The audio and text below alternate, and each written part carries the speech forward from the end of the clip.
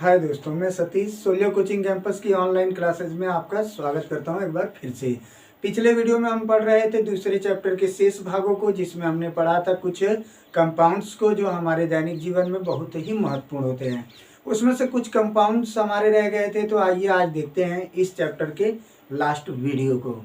आज हम पढ़ेंगे वो है आपका प्लास्टर ऑफ पेरिस, जिसे हम कहते हैं पीओपी, प्लास्टर ऑफ पेरिस। इसका नाम प्लास्टर ऑफ पेरिस कैसे हुआ, क्या चीज़ें हैं, तो आइए देखते हैं। प्लास्टर ऑफ पेरिस जो होता है उसको हम कैल्शियम सल्फेट, हेमी का मतलब आधा होता है, H2O को हाइड्रेट कहते हैं। तो कैल्शियम सल्फेट और हेमी हाइड्रेट को ही हम कहते हैं प्लास्टर ऑफ पेरिस। क्यों इसे कहते हैं प्लास्टर ऑफ पेरिस, तो इसे जान लीजिएगा। क्योंकि ये जमने के बाद जो होता है पेरिस में पाए जाने वाले एक पत्थर की तरह दिखाई देता है, तो इसीलिए हम इसे क्या कहते हैं, प्लास्टर ऑफ पेरिस। तो आइए देखते हैं इसे बनाया कैसे जाता है और इसका क्या क्या उपयोग है। तो पीओपी को बनाने के लिए जिप्सम का प्रयोग किया जाता है। जिप्सम का सूत्र होता है CaSO4.2H2O गिवेन। जब हम इसे गर्म करते हैं, किसे, जिप्सम, ये जिप्सम का सूत्र है, याद रहे। जिप्सम को गर्म करते हैं तो ये बदल जाता है कैल्शियम सल्फेट हेमी हाइड्रेट में, और जिसका नाम क्या है आपका POP, प्लास्टर ऑफ पेरिस। ठीक है, और साथ ही निकलता है 3/2H2O। तो मेरी उम्मीद है आप समझ गए होंगे कि जिप्सम को जब हम गर्म करते हैं तो ये कैल्शियम सल्फेट हेमी हाइड्रेट, वही CaSO4 और किसमें टूट जाता है, जल में। और जल कितना बनता है, 3/2 पार्ट्स बनते हैं उसके जल के। अब देखते हैं इसका उपयोग कहाँ किया जाता है। तो उपयोग तो आप इसका बहुत बढ़िया से जानते हैं। आपने देखा होगा घरों पर जो नक्काशियां बनाई जाती हैं, छत पर या दीवारों पर जो नक्काशियां बनाई जाती हैं, उसमें किसका प्रयोग किया जाता है, प्लास्टर ऑफ पेरिस का। तो पहला तो उपयोग यही हो गया मकानों में नक्काशी बनाने में, मकानों में नक्काशी, जिसे हम डिजाइन भी कहते हैं, बनाने में। दूसरा जान लीजिएगा, जब हड्डी गुड्डी टूट जाती है, मतलब हड्डियां कभी फ्रैक्चर हो जाती हैं, तो उस पर जो प्लास्टर चढ़ाया जाता है, तो उस पट्टियों में जो लगा होता है ना, वो भी आपका क्या होता है, पीओपी ही होता है, प्लास्टर ऑफ पेरिस ही होता है। तो यहीं पर कर लेते हैं क्या, आपके हड्डी टूटने पर प्लास्टर चढ़ाने में।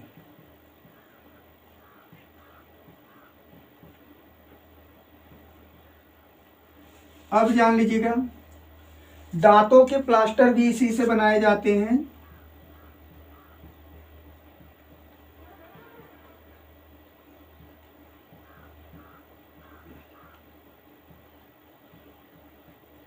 दांतों के प्लास्टर के रूप में। ठीक है, चौथी पॉइंट इसकी जान लेते हैं उपयोग में। तो इससे हम बनाते हैं मूर्तियां, ठीक है ना। तो मूर्ति बनाने में हो जाएगा, मूर्ति बनाने में। और तो ब्लैक बोर्ड पर जो चाक होती है लिखने वाली, उसको बनाने में भी इसका क्या होता है, उपयोग किया जाता है।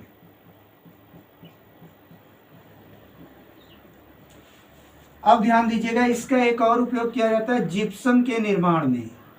जिप्सम के निर्माण में मतलब कि जिप्सम से इसे भी बनाया जाता है, और ये भी किसको बनाता है, जिप्सम को। देखिए, हमने जिप्सम से पीओपी को बनाया था। यही क्रिया जब पलट देते हैं, मतलब वो चीजें इधर आ जाती हैं और ये उधर, तो क्या होगा, आपका जिप्सम बन जाता है। अर्थात ये है कि जब पीओपी में हम जल मिला देते हैं प्लास्टर ऑफ पेरिस में, तो फिर वापस कौन बन जाता है, जिप्सम। और इस क्रिया में उष्मा भी निकलती है, तो इसीलिए वो अभिक्रिया क्या होगी आपकी, उष्मा क्षेपी अभिक्रिया होगी। अगला कंपाउंड जो हमारा है वो है आपका सोडियम हाइड्रोक्साइड। आप इसका नाम एक और जानते हैं, कास्टिक सोडा। तो इसे हम कास्टिक सोडा लिख लें, और नहीं तो फिर हम इसे क्या कह सकते हैं, सोडियम हाइड्रोक्साइड। अब जानते हैं कि इसे बनाया कैसे जाता है। तो इसे बनाने के लिए क्या किया जाता है, सोडियम क्लोराइड को जल में घोलकर विद्युत को प्रवाहित किया जाता है। किसे प्रवाहित किया जाएगा भाई, विद्युत को।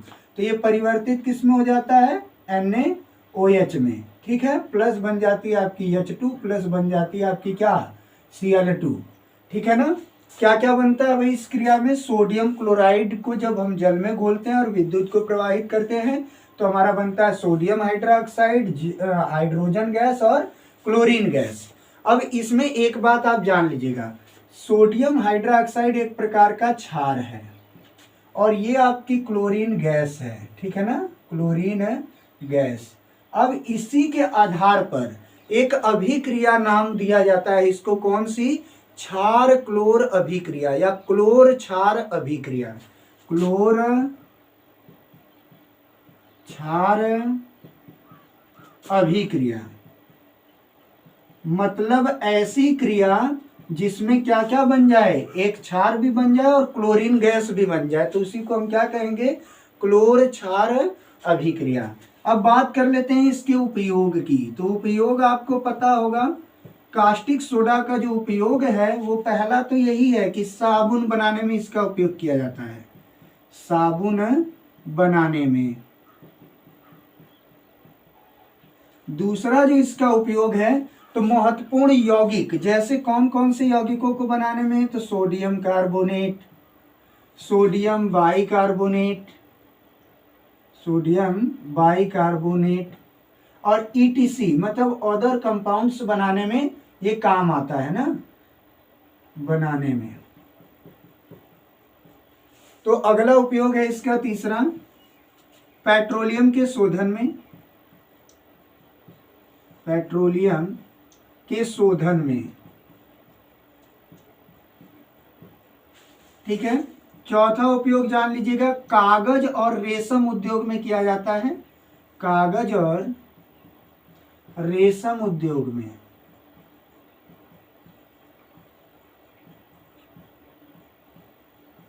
अब हमारा अगला कंपाउंड है CaOCl2, इसका नाम होता है विरंजक चूर्ण, विरंजक चूर्ण। इसे ब्लीचिंग पाउडर भी कहा जाता है और इसका रासायनिक नाम जो है वो कैल्शियम ऑक्सीक्लोराइड है। इसे कैल्शियम हाइपोक्लोराइड भी कहते हैं। क्या कहते हैं, कैल्शियम हाइपोक्लोराइड भी। अब देखते हैं इसे बनाया कैसे जाता है। तो इसे बनाया जाता है कैल्शियम हाइड्रोक्साइड के जलीय विलयन में क्लोरीन गैस को प्रवाहित कर कर। जब कैल्शियम हाइड्रोक्साइड के विलयन में Cl2 को प्रवाहित किया जाता है तो ये बनाता है CaOCl2 और प्लस बना लेता है क्या, आपका जल। यही आपका क्या है, कैल्शियम ऑक्सीक्लोराइड,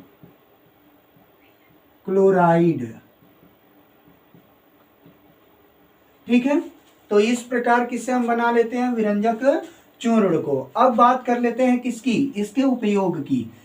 उपयोग क्या होता है, कहाँ पर विरंजक चूर्ण को हम प्रयोग करते हैं। तो पहला उपयोग हो गया इसका, जल को जीवाणु रहित करने में, जीवाणु रहित करने में। दूसरा इसका उपयोग होता है चीनी उद्योग में, चीनी उद्योग में। तीसरा इसका उपयोग होता है आपका ऊन को सिकुड़न रहित करने में, सिकुड़न रहित करने में। चौथा इसका उपयोग होता है वस्तुओं के विरंजन में, वस्तुओं के विरंजन में।